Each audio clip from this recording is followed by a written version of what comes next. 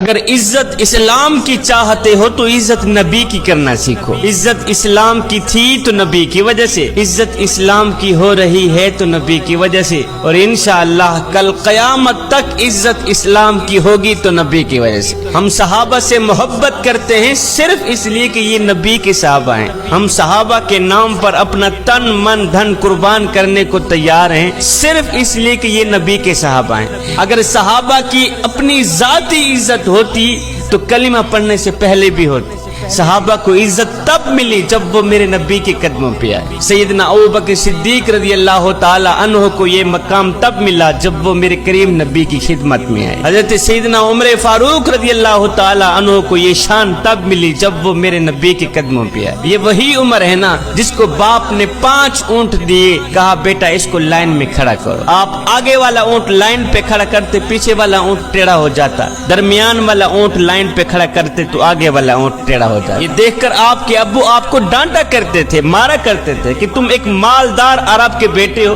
5 اونٹ لائن پہ کھڑا نہیں کر سکتے۔ ہائے، پہلے تو عمر 5 اونٹ لائن پہ کھڑا نہیں کر سکتے تھے، جب میرے نبی کی خدمت میں آئے، جب میرے نبی کے قدموں پہ آئے تو شرق سے لے کر غرب تک انسانوں کو بھی ایک لائن پہ کھڑا کر دیا، حیوانوں کو بھی ایک لائن پہ کھڑا کر دیا۔